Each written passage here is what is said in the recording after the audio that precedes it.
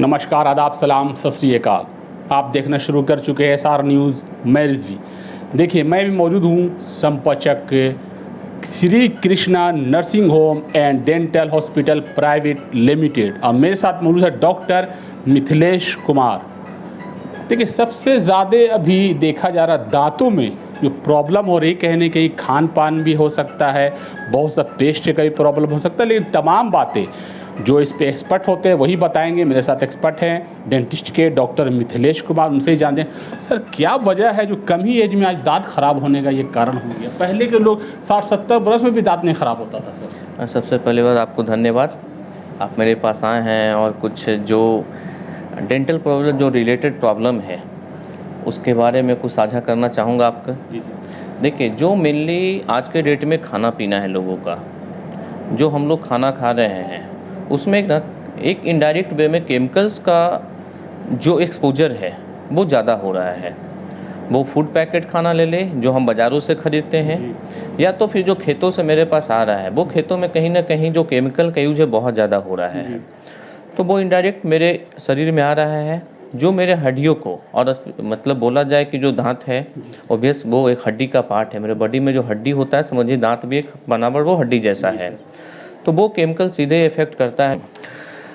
तो वो जो हम खाना खा रहे हैं वो इफ़ेक्ट कर रहा है। सबसे पहले हम खाना ले रहे हैं मुंह में, वो मेरे दांतों के साथ रिएक्ट कर रहा है वो केमिकल, और इफ़ेक्ट हो रहा है मेरे दांतों पे।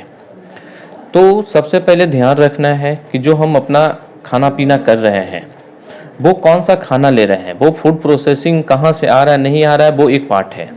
दूसरी चीज़, एक्चुअली उस पर मेरा बहुत ज़्यादा तो नहीं हो सकता है कि वो एक एक चीज़ हम देखें खाना कहाँ से आ रहा है, क्या खा रहे हैं, नहीं कर सकते हैं।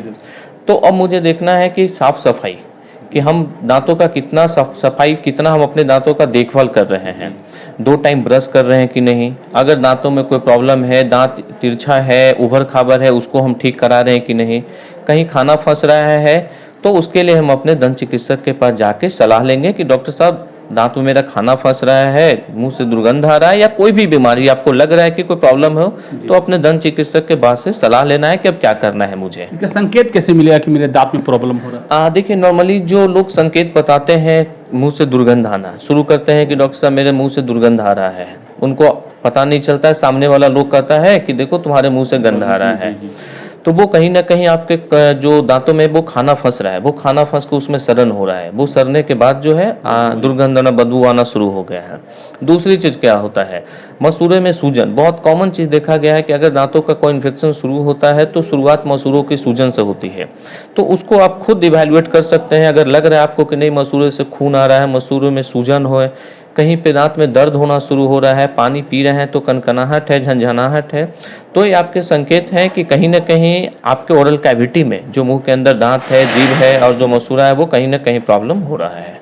तो इसके लिए सावधानी क्या क्या उपाय है जो ठीक रहा जा सकते फर्स्ट एड से? जी, फर्स्ट एड यही है कि सबसे पहले घरेलू उपचार कि लोग अपने 2 बार अच्छे से ब्रश करें, थोड़ा सुसुम पानी में जो हल्का गर्म पानी होता है उसमें नमक डाल के कुल्ला करें, और 2 टाइम ब्रश करने के अलावा फ्लॉसिंग होता है, जो हम लोग स्पेशली बताते हैं पेशेंट को कि अगर आपके दांत में खाना फंस रहा है तो फ्लॉसिंग, एक धागा, स्पेशली धागा आता है जो साफ़ करने का काम आता है दांतों के बीच में।